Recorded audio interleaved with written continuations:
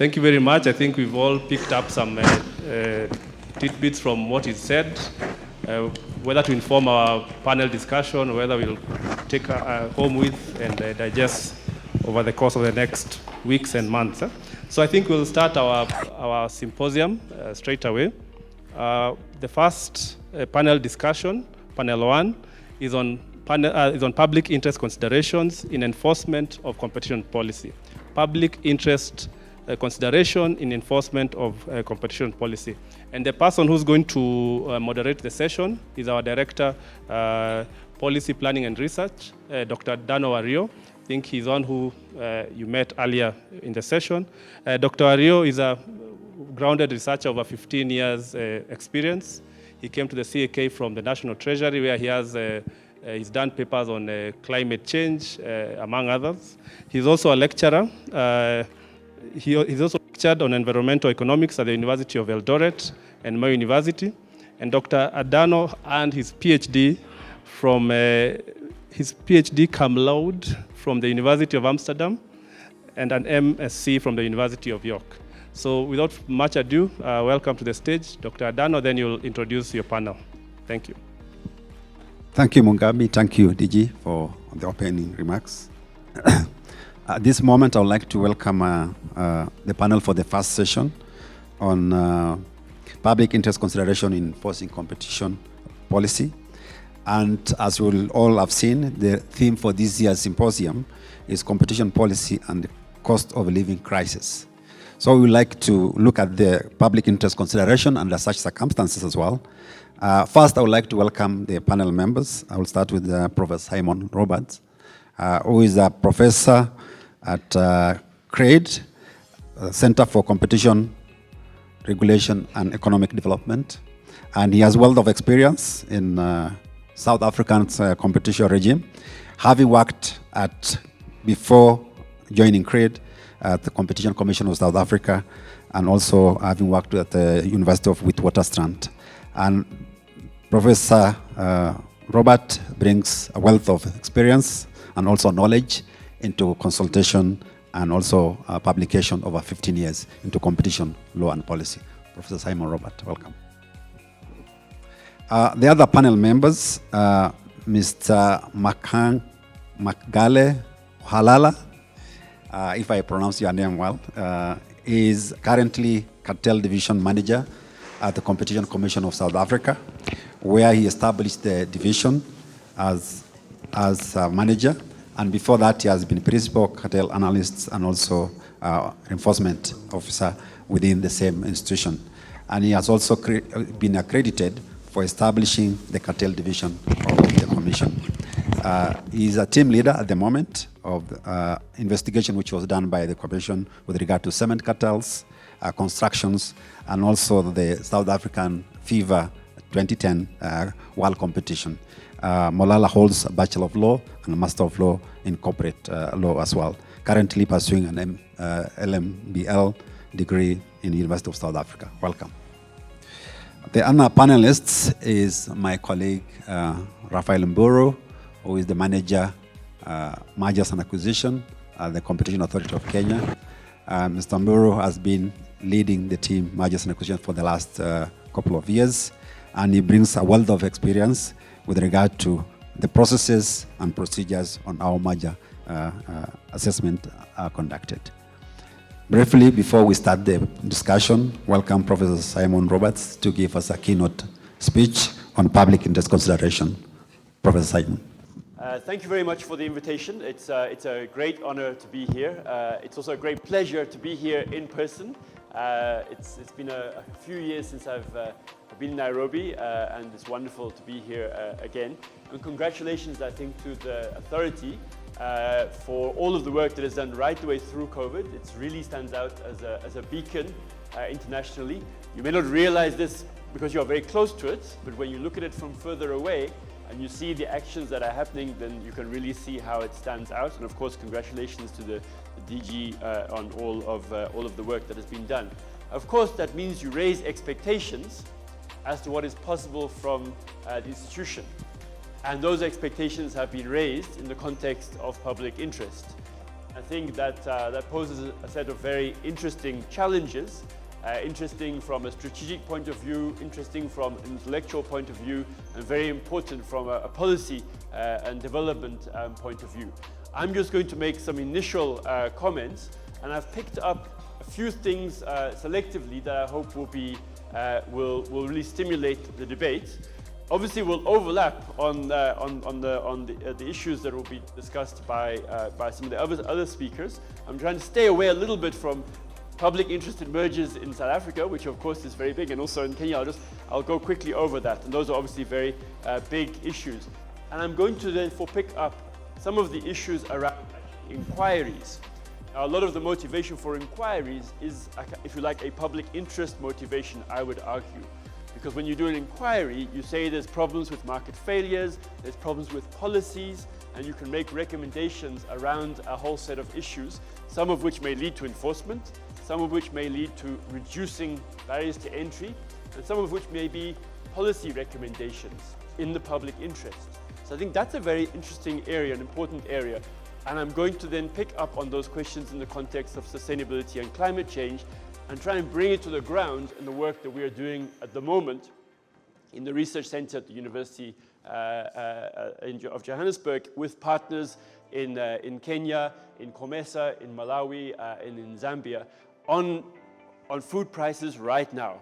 Because if there's anything that is, there's anything that shows the importance of acting around how markets are working, then this is it. So I've given you the highlights because I'm going to skip over some of the slides, I think, a little more quickly, given the time constraints. And let me just make sure that I keep an eye on that. The first thing I want to say, though, is that when we talk about public interest, I think we're talking about public interests, in the sense that in laws and in guidelines, there are different interests which are identified, and I think they're quite separate. In the same way, perhaps, that we talk about digital platforms as if they're all the same, when in fact Amazon and e-commerce is completely different from search, the same things are true of public interest. We have tests which relate to employment. This is in countries where unemployment or underemployment is a really big concern. So you identify that as a particular area, and there's precedent being developed all the time about how to evaluate that. Then we have sets of tests around inclusion and participation of small and medium enterprises, indigenous enterprises or black-owned businesses in the South African context. That's another set of public interest which relate to barriers to entry. And as competition practitioners, we can analyze these. We can bring data to bear. What is the nature of the barriers to entry? And a set of tests that are there. And then there's a bundle of issues which are around industrial policy and regional development of industries in regions. This is a much more amorphous bundle of issues. But we need to be clear when we're talking about public interest, which one of these different interests we're talking about. And that list may get bigger. And I think we need to do this because there's an obligation on us as practitioners, economists, lawyers, to understand the theories of harm. Why are markets not working? Market failures, whether it's competition issues, policy environment, and be concrete about those issues, bring data to bear, and make concrete recommendations. And these things are reflected very much in the Kenyan regime and in fact, in use of market inquiries. Market inquiries have been used perhaps more in Kenya than almost any other place. So there's been, I think in 9 years, 13 inquiries. So often the UK is seen as a leader here. And it's true that their inquiries have led to divestitures. So they've had very strong outcomes. South Africa has also done a number of very large inquiries, very important inquiries. And Kenya is right up there in terms of the use of inquiries as a tool to understand how markets are working, whether they're healthy or unhealthy. And I think this is really the forthcoming agenda is really around some of these questions, and not necessarily all in the mergers side. But mergers is where public interest has come up most concretely. It's included in the merger tests, in the laws in many countries, as in Kenya. It's a separate set of tests, often from the substantial lessening and prevention of competition. A countries that don't have it in their competition law, there may be general interest or public interest tests in other laws around national security or restriction of ownership in sensitive sectors, as also in the context of media. So countries that say you shouldn't have public interest in your law, your competition law, often have a regime around foreign investors or national security. And so we can point fingers back, if you like. But I think as practitioners, we need to understand and deal with the arguments about the pitfalls, which are about the pitfalls where it is subjective, it allows for a lot of discretion, it may undermine or conflict with the competition analysis, and make the positive case around how this is actually about how markets work. We are defining theories of harm. We are making a case for why it may be a particular measure that is necessary, and how we need to increase transparency and predictability and enhance the credibility of the regime by making sure that we are clear about the tests that are being followed. In the Kenyan context, and this is where I'm going to really skim over it. Of course, the guidelines set this out, identify a whole set which I've bundled together under these three major categories, and has led to them being applied mostly in terms of employment, from what I can see, but also competition plus, such as opening up fridge space for small and medium enterprises in the merger involving Coca-Cola. So that's kind of opening up to more competition. In fact, a remedy that has been dealt with under enforcement in other countries, being dealt with under the public interest in the merger regime. And the question around the industrial policy, because I said this is very amorphous and I think very difficult, and I'm not sure whether that's where the action is actually happening in the merger regime. In terms of inquiries, where the policy questions, the kind of sector development questions can really come through and have come through, such as in all the mobile money inquiries or in leasing, etc. This is an area where there's a lot of insight, a lot of interesting lessons to be learned, and how we can use the tools of competition and consumer protection to improve the market, the way markets work, in a market-shaping role for public interest, for the public interest, but with concrete analysis about what are the market failures. Not a generalized public interest which we can't put our hand on, but saying these are the market failures and these are the things that need to be done, including a competition plus agenda for greater competition, wider participation. Competition requires competitors, right? So you need to look at barriers to entry and address concentration, and it requires effective policies. We're seeing this in digital platforms happening right now around the world. Inquiries have been used in several countries to really open these issues up, and those inquiries have led to legislation and regulation. What I'm going to argue is we need to actually look at that also in the context of sustainability challenges. And that's what I'm going to come to now, because I am very worried about the situation that we are in now, and I feel like we are in the first few weeks of COVID, in that the scientists are telling us, you know, this virus will change or will go, and you'll have waves of it. And it will go on for years. And we were all like, no, if we lock down quickly, it will go away and we're back to normal. If you remember this, I remember it, and it's not rational, but I remember that's how I was like. I was making plans for 3 months' time. I'll be able to travel, we'll postpone this thing, this event. The scientists were like, but we told you this. This is not, this is how viruses work. The scientists in climate change have been telling us this over decades. They're saying, this is how it works. And they are basically saying, are you not listening yet? How many floods do you need? How many extreme droughts do you need to realize? And it's a cumulative process.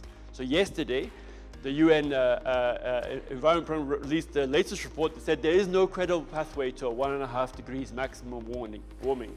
Okay? We are heading for 2 to 2.5 degrees.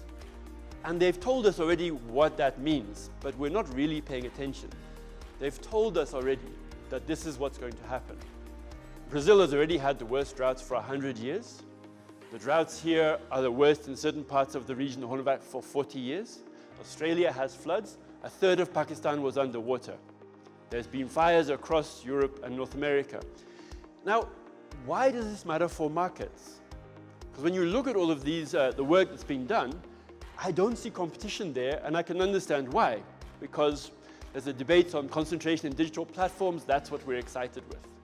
But all of these things are going to play out through markets.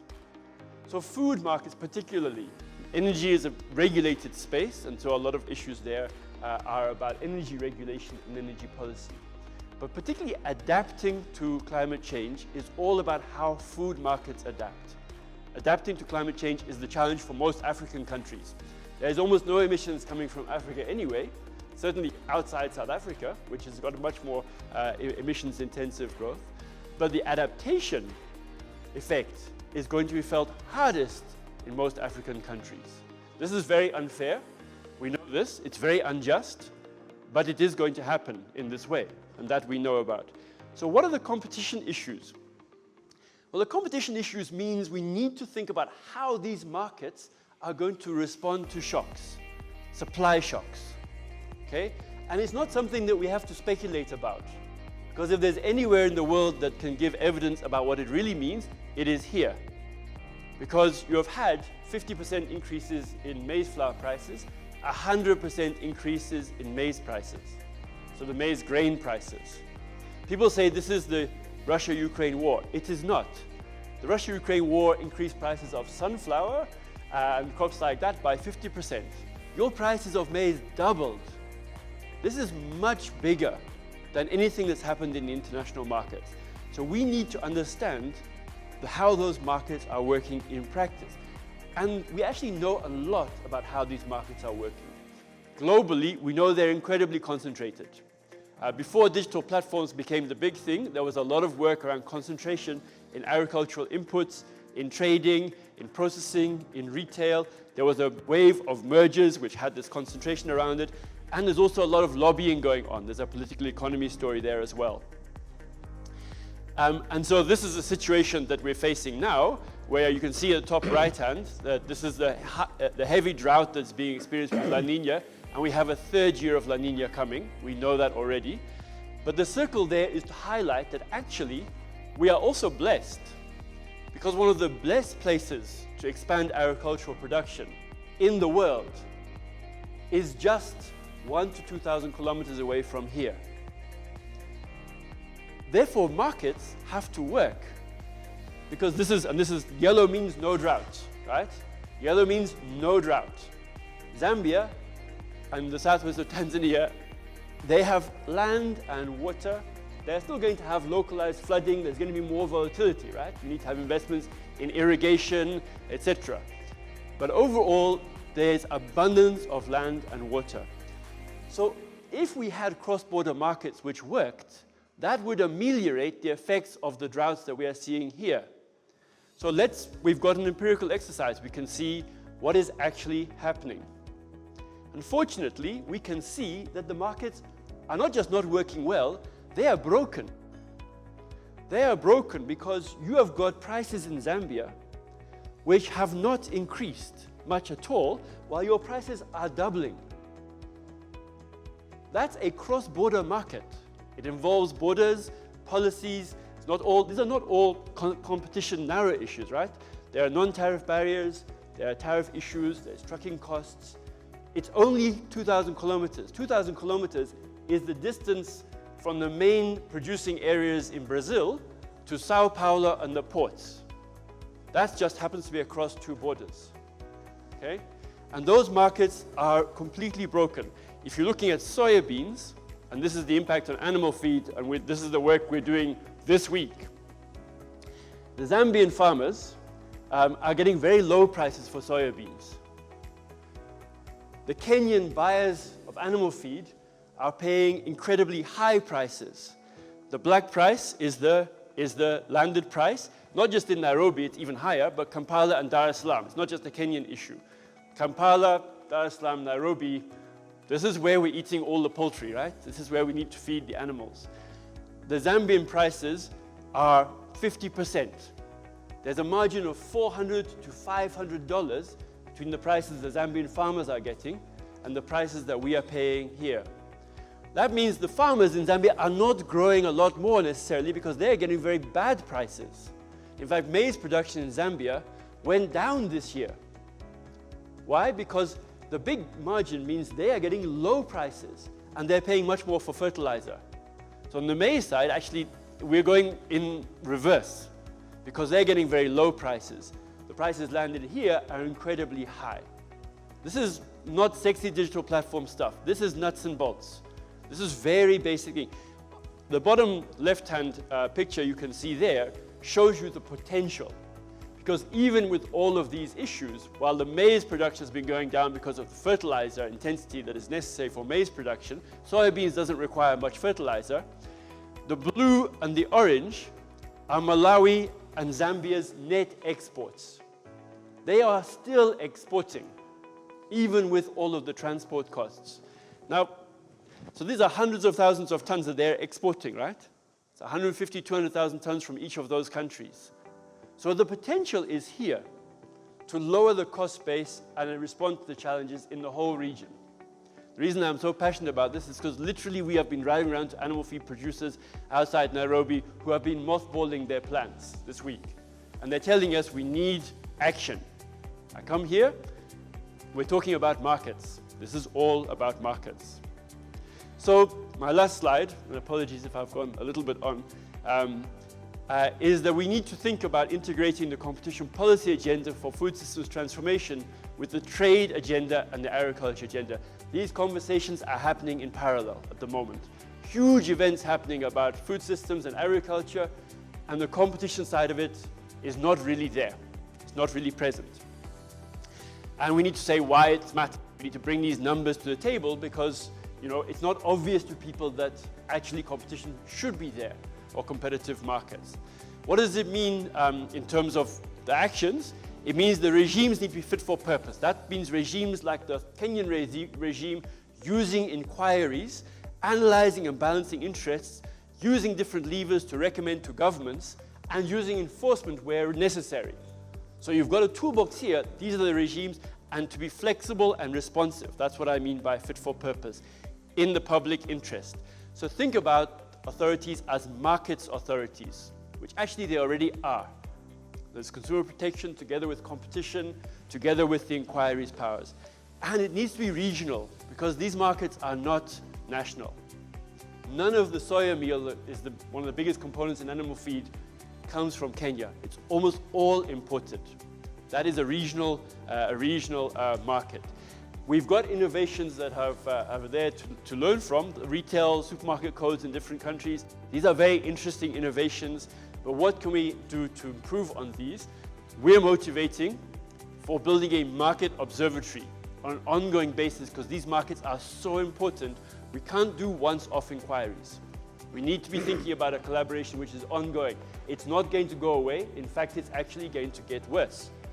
But we have this opportunity to adapt, which requires this markets regime. So that's our that's our kind of, from a research point of view, what we are doing. And I look forward to the discussion. Thank you.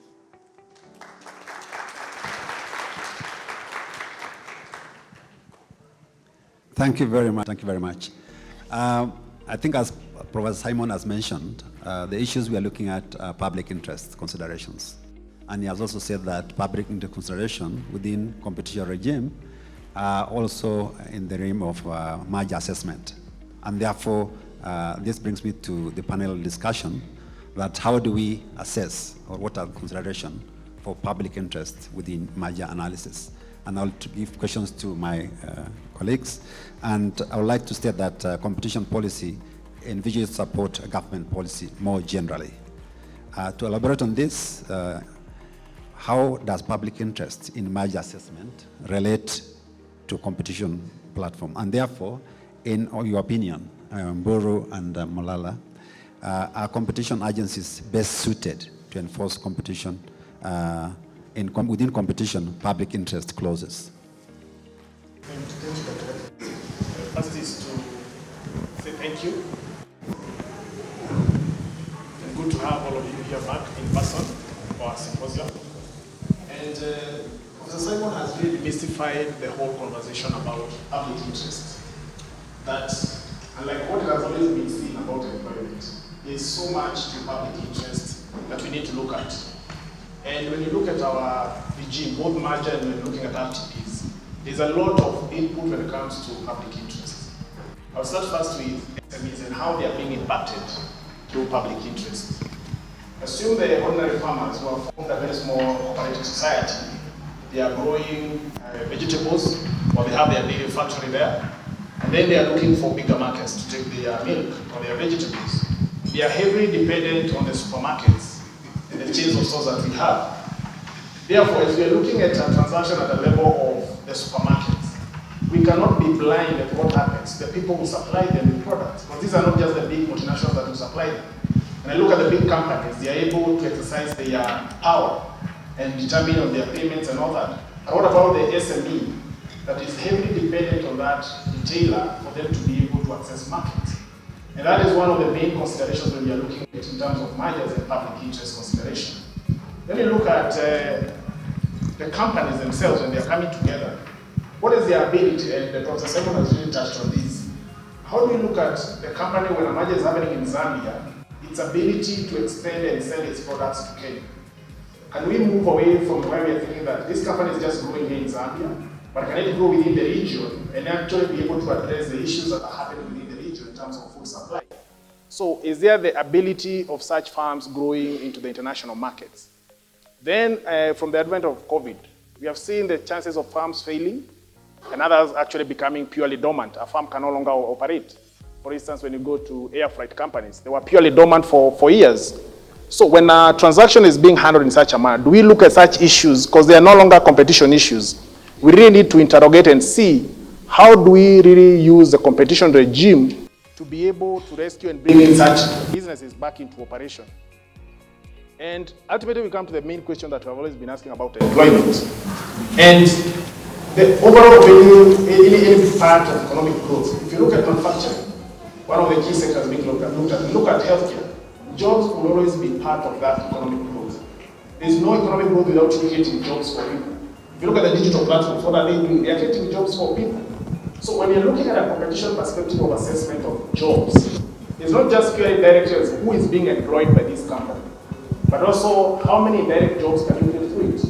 From where I started from in terms of SMEs, the SME is not directly linked to the company that is being involved maybe in a merger transaction, but the SME is employing farmers down there. The SMEs require people to be repairing its motorbikes. So those are still jobs that are related to this bigger entry that is happening at the top level. And I will look at public interest both ways, because it also comes in terms of when you look at companies that are being penalized for infringements on the Competition Act. Some of the major mitigating factors that parties would bring up in terms of we have created jobs, we have actually helped SMEs grow, and therefore we would like you to consider this, that the offense we committed, you either lower the penalty or you lower the consideration. Therefore, there is a good thing of you looking at public interest to aid in competition assessment, where it comes into either if it's a penalty, you lower it, or if you're looking at a transaction, what are the efficiencies that will come in for that transaction? Also, you look at exemptions, where, for instance, I give an example of a sports stadium that is looking for branding rights. The public interest for that consideration is provided for in the Act would outweigh the harm that would be brought by the competition issues if the two firms did a restrictive business practice. So for that, the authority would go ahead and grant an exemption, albeit for a period of time. However, the public interest issues are taking a consideration, unlike the competition matters, which on the flip side would have actually led the authority declining that exemption. Look in terms of COVID, we are saying we might be back into that phase. And what is happening? A lot of parties started generating COVID as a public interest issue. Even before the authority said that this is an issue we are looking at, parties would quickly come and say that we are looking at you fast-tracking our transaction as one element. Or the penalty you had put on us 3 years ago, we are unable to pay because of COVID. Would you lower it? Look at our books. So you find that the public interest when such things are emerging in the economy, flooding, where you're looking now, La Nina is happening, that the law is dynamic enough to allow for such issues to be considered without you having to go back and ask Parliament to amend the law. Look at them as serious issues that are affecting the economy, because these are general issues that are cutting across, and be able to really interrogate them and give a proper competition decision or make a proper informed policy or an advisory opinion. Thanks. Now, from the South African perspective, Mohlala, do you think that competition agencies are well suited to enforce public interest considerations? What are your experience? Good morning.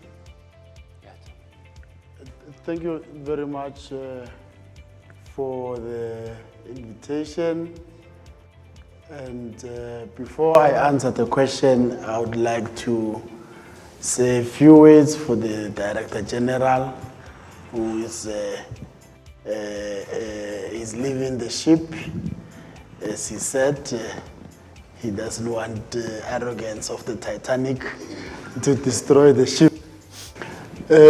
Well done, DG, for the sterling work you have done together with your team for the Competent Authority of Kenya. I have known you for almost 2 decades now, even before the birth of Competent Authority of Kenya, and I've seen the work you have done since then up to now, and I can only say the Kenyans are very lucky to have you leading the agency, and you've done very well. Well done, congratulations, and all the best in your future endeavors. So back to the question. Yes, of course, it is necessary that the competition agencies do look at public interest issues.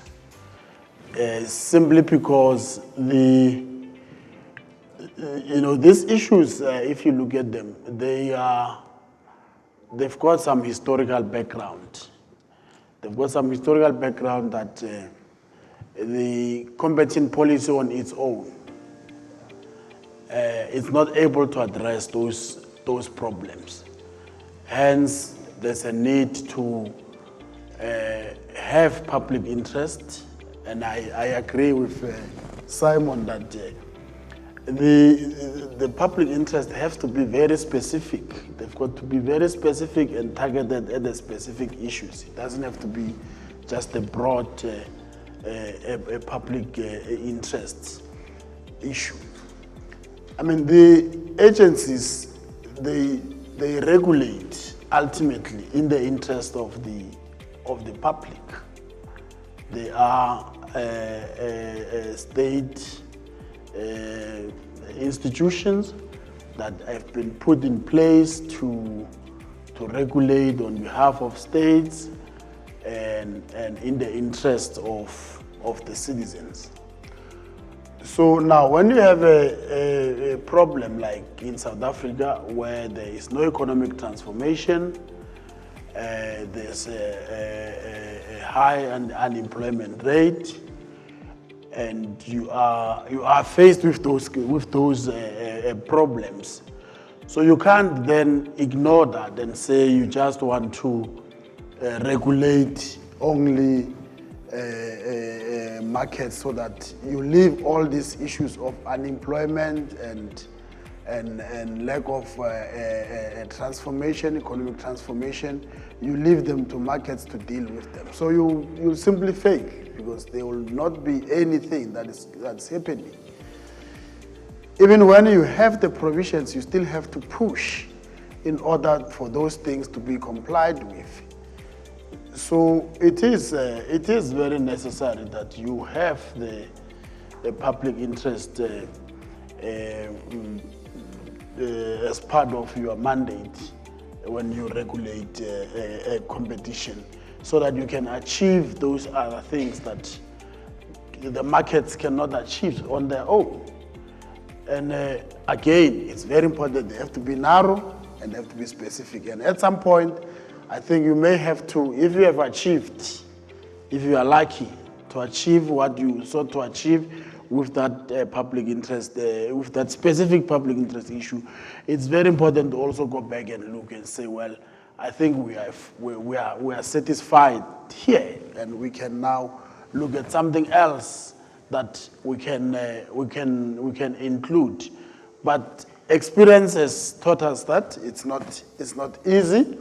You always face some pushback when you are trying to push for public interest issues, the firms would always, want to defend themselves. They always complain about, you going beyond the limits that the law allows you.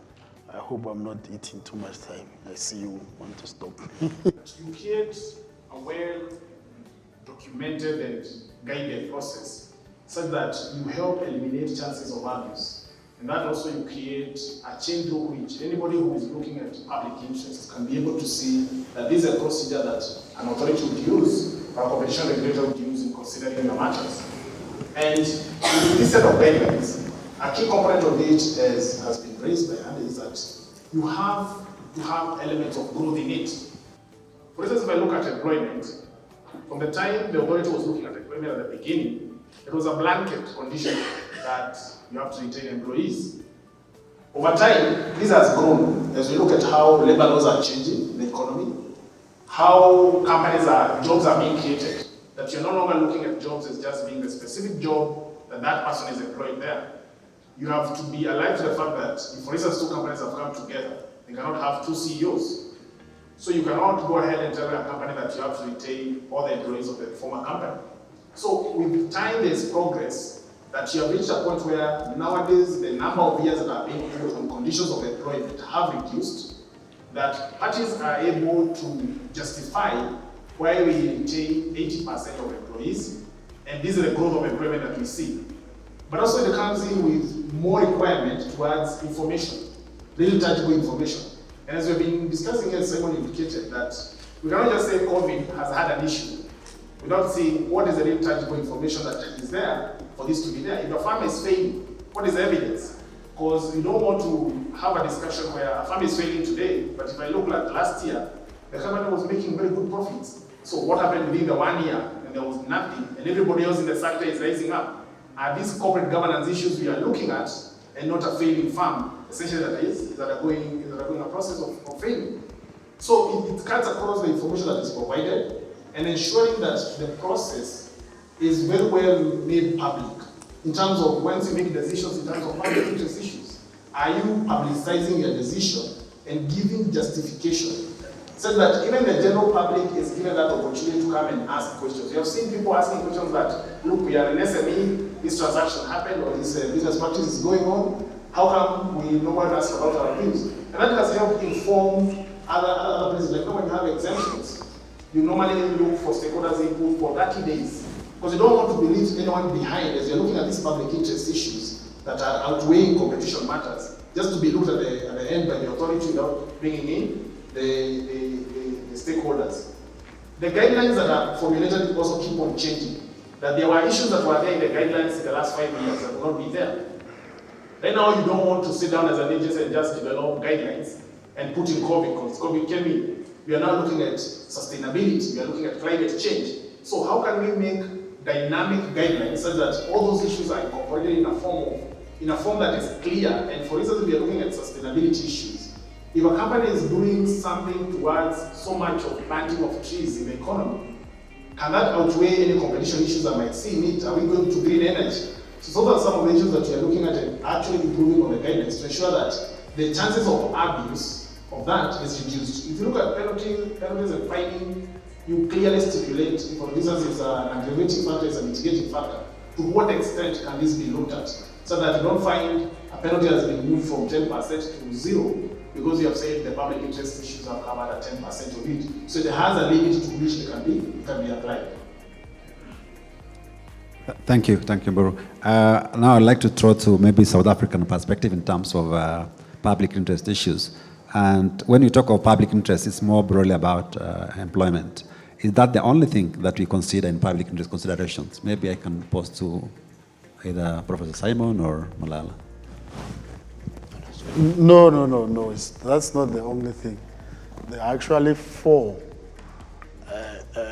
public interest considerations that we have to look at. And there's a 5th one that has not been implemented as yet. So employment happened to be the most a prominent one because whenever there's a merger, there are employees affected. It's natural that you'll get to deal with it all the time. You are dealing with a merger. You also have the public interest consideration around the ability of firms owned by historically disadvantaged people to participate in the economy. So usually what we do there, you look at whether a transaction would result in the historically disadvantaged person's ownership or participation in the entity or the market. It's going up or down. So you make the assessment and then you make the determination.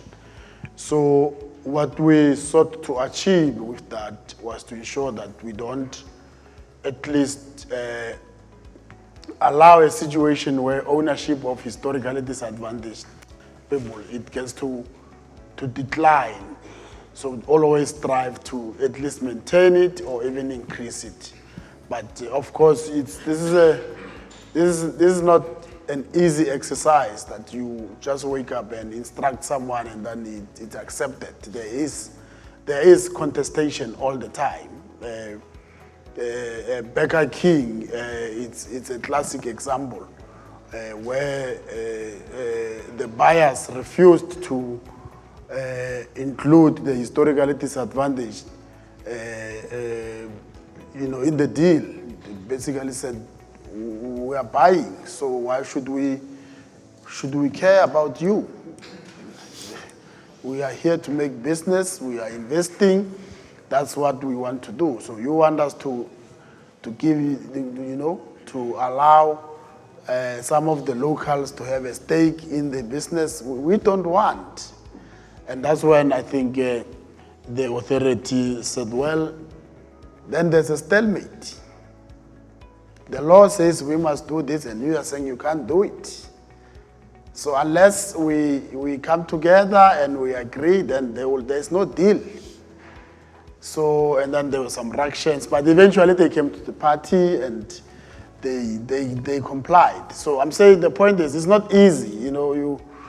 You've got to also be very deliberate about these things and very determined to do them. If you are scared, you won't do them. They will scare you and then you run away. And unfortunately, you'll be failing in the implementation of the law. There's also issue of a sector of the economy that we have to assess, what is the impact of the merger on the sector of the economy. There's also the issue about the international and competitiveness of the local firms. So there's another one, this issue that is included in the amendment about the national security. So it is a public interest issue. It's not a competition issue. So we in certain measures, we're going to have to look at whether a measure has an impact on the national security. So those provisions are yet to be operational, but they are there in the law. It's just a matter of the president promulgating them so that they can be effective. Yeah, so I think I've covered all of them. Thank you. So that's clear that employment is not the only consideration. And also, Mburu said that in merger assessment, we do public consideration.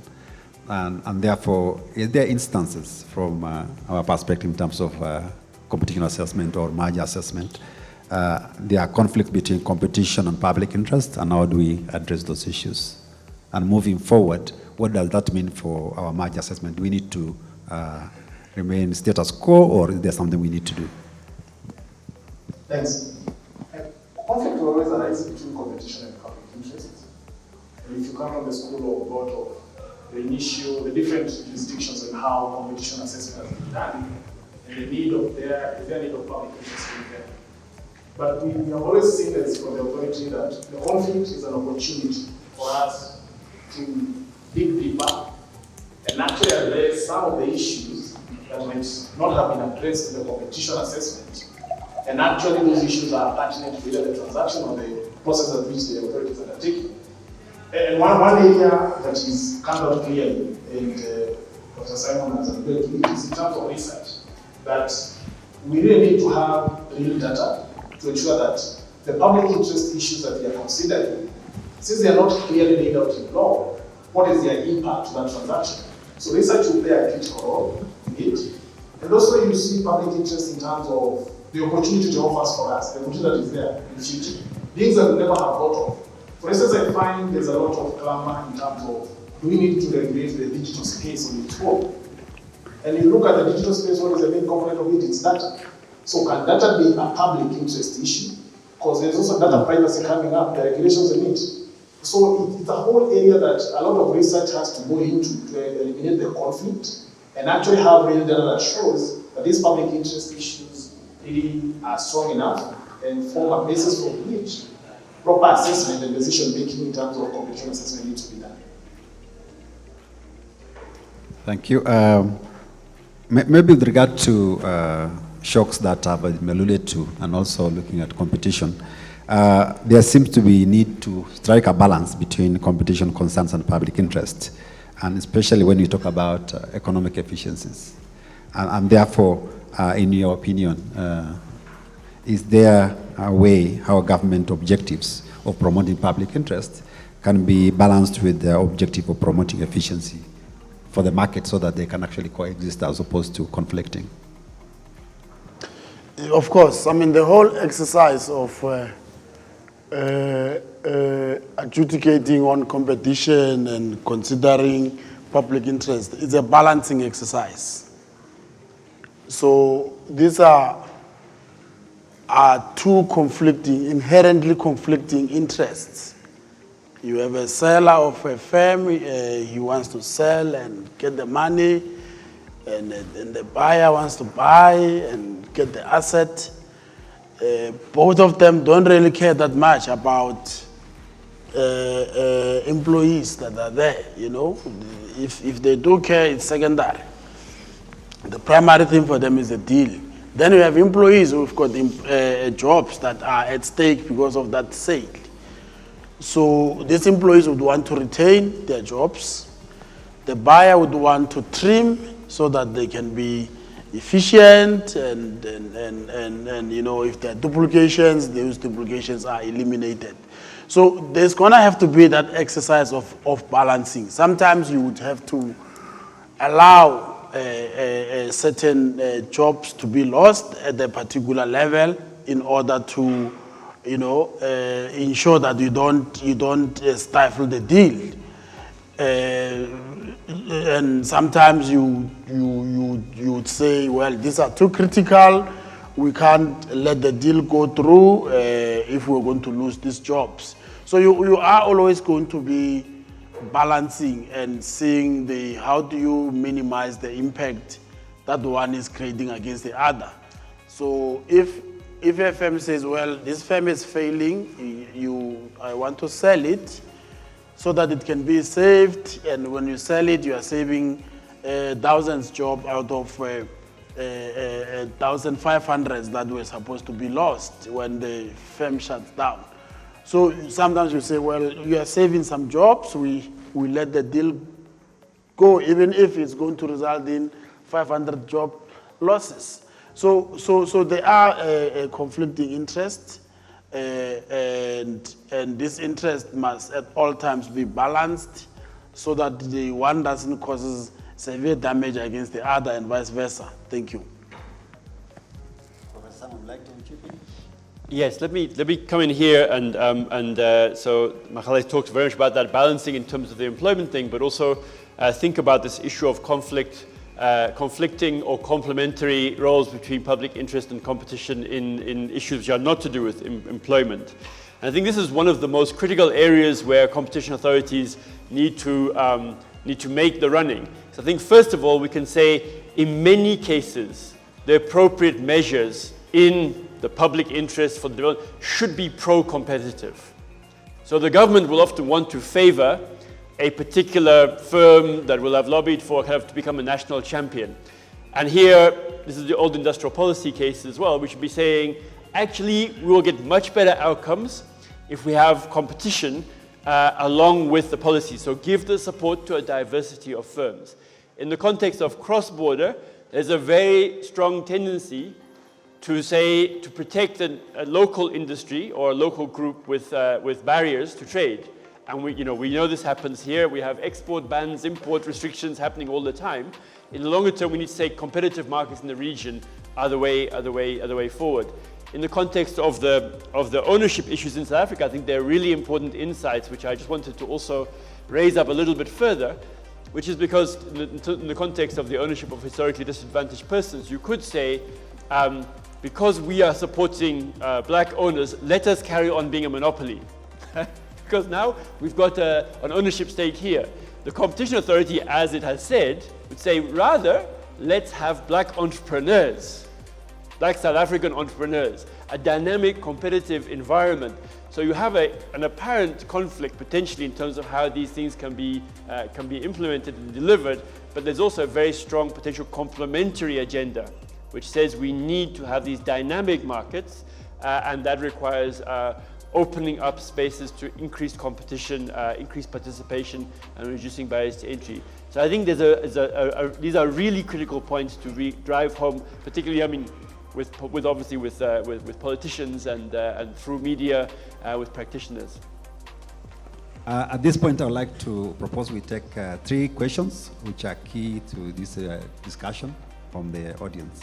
Thank you very much and for a really interesting discussion. I wanted to pick up on this last point of the balancing exercise, and maybe going back to what Simon's presentation at the beginning is the question, and sometimes the sort of the reluctance to introduce public interest considerations in the analysis is because you don't always have a balance in between public interest on the one hand and competition, but sometimes you have different public interest consideration which might be at stake. So imagine a merger that leads to higher prices, so not an ideal outcome from a competition perspective, but might have a positive impact on environment because it increases the greener production of the goods and services, but it has a negative impact on employment because some part of the workforce will have to let go, and then maybe you have some national security consideration which requires some remedies which go into affect the positive impact on the environment. So.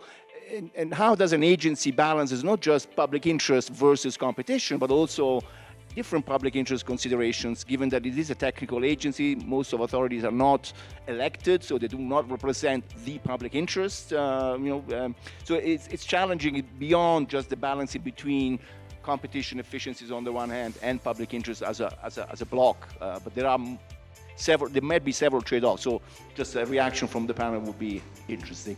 What is the role and relationship between competition authority and local government in terms of prices and policy implementation? How do you determine what weight to place on various public interest considerations that may arise when enforcing policy? Okay. Are transactions in the food and healthcare sector in Kenya likely to face more regulatory scrutiny under the auspices of national security due to food insecurity and public health concerns? That's from Dwayne Wekesa. Are governance issues part of the public interest considerations, especially in merger assessment, considering the failure of big firms due to bad governance, for example, in the supermarket space? I think the last one. Thank you so much. Jonas from the COMISA Competition Commission. I have, 2 or 3 interrelated questions, especially to Professor Simon and from SEEK Merger Department. So, for example, in terms of actually applying public interest consideration in competition assessment, to what extent do you think competition authority should be careful in examining issues of public interest in competition assessment? The reason I'm raising this issue is because, for example, we've talked about employment. So shall we, for example, as a competition authority, should we focus on, for example, short-term effects of employment, or we have to look into the long-term consequence of our decision, considering public interest consideration. Let's say the acquirer is planning to reduce, the employee of the target or the employee of the merged party from 500 employees to 400 employees. So shall we automatically say, oh, it will have an impact on employment? So are we focusing on the short-term effects of employment, or should we look at the bigger picture in terms of the economy, looking at the long-term consequence of our decisions? And the other related question might be, to what extent we should also rely on economic evidences, for example, simply because the number of employees are reduced from 500 employees to 400 employees, shall we automatically say, okay, it will have an impact on employment? So to what extent we should rely on economic evidences? And maybe the last question, maybe to Professor Simon, in your opinion, so in case where we have a regional competition commission, like for example, COMESA, where you have so many member states where public interest is, public interest in one member state might be different from other. For example, you can take Kenya. The public interest issues in Kenya might be different from public interest issues in Zambia. So as a regional body, to what, how can we apply public interest consideration in competition enforcement at a regional level, at a cross-border level? And my last question maybe, do we think public competition law should be the main source of addressing those public interest consideration? Because to what extent should we integrate public interest consideration in competition assessment? So should we give more emphasis into other economic policies to address those public interest consideration, or should competition policy or law be the main source of addressing those public interest considerations, concerns? Thanks so much. I think the first point I want to make, which cuts across the answers, is that competition authorities should focus on their core competencies and bring those core competencies to these questions and make these questions as transparent and evidence-driven as possible. And we should not underestimate the value that competition and markets authorities, because I think we really are markets authorities as well, bring to these questions. But should be very careful about, therefore, becoming an employment tribunal or becoming a national security tribunal, etc. Because down that road lies huge problems. But that doesn't mean that we should be saying we have not got quite a lot to say about these issues. And I think it's that line that is the challenge. I think this is very reinforcing with what was said by Makgale and Mburu, that this needs to be brought down to the concrete issue that is before the authority in a given merger or whatever. In terms of employment, I think we should perhaps almost stop talking about public interest and employment. We should say there's employment issues, and essentially employment in South Africa is because unemployment is 30 to 40% depending on the measures. It's a national crisis, and therefore you have remedies. All that South African authorities do, and this is not to diminish it, is essentially to have some additional provisions to protect vulnerable employees who are low-skilled, who would not easily find alternative work. And actually there's very good economic evidence supporting this, because many mergers are driven by shareholders who have got overblown ideas about what they can achieve, and they actually destroy shareholder value. So we have the evidence from, a lot of this is American, shows that actually we should be putting sand in the wheels of mergers because the byproduct is harm to employees, but in actual fact they don't create shareholder value. So having sand in the wheels of mergers is empirically not a bad thing. But we're not stopping these mergers. We're just saying you have to have an obligation to employees who are vulnerable in this context. Put that into one box and say that's over there. It's got nothing to do with these other issues that we also have in these other boxes. National security, etc. I mean, these are different issues. If you want to put national security through the competition channel, well, that's a choice, a policy choice, and the authority has to deal with it. I'm not sure it should be there, but I'm an economist. Who am I to talk about this? You kind of have to deal with it and make it transparent. In terms of the balancing of say, the environment, I want to come to Antonio's question. You've got a merger which looks like it's good for the environment, but it's going to have high prices for consumers. This is really where I think and I also think you have these challenges with exemptions coming through. First of all, I think we should be clear whether there actually is a trade-off. I think sometimes companies try to get through anti-competitive mergers by saying they're going to do all these good things for the environment. I'm very skeptical. I'm a kind of competition fundamentalist here. Companies say we need an exemption to allow ourselves to collude because we're going to do all of these good things for the environment. The kind of first principle would be in that situation is that in actual fact, incumbents want to control the agenda for these rules, and actually what we need are disruptors. The way we're going to move quickly with these changes is with disruptors, but if I was an incumbent who's built my business model on the existing dispensation, I want to write the rules. And I want to get an exemption from the competition authority to do that because I'm at risk. And I think we should be very skeptical. I would put competition up, very, very high test. So in the balance, I would put competition high. That's my view, but I also think with information asymmetries, there's good reasons in law and economics to do that. And then if there are remedies, or if you're allowing the merger to go through because, and you have some provisions, you must monitor to try and minimize the harm. So I think that's a very concrete one.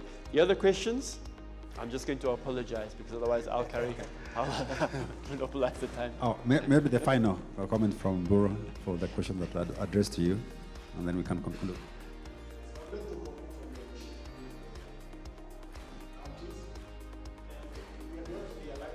These are 47 governments that operate within their own sphere. And from the onset of county governments in Kenya, you see they came in at the same time the authority was also starting to be very much into enforcement of competition and policy in Kenya. So what we have done as an authority, first we started from what interacts directly with the county government, that's the Senate, that we have really tried to legislation at that level. That when a committee that are out there to do this.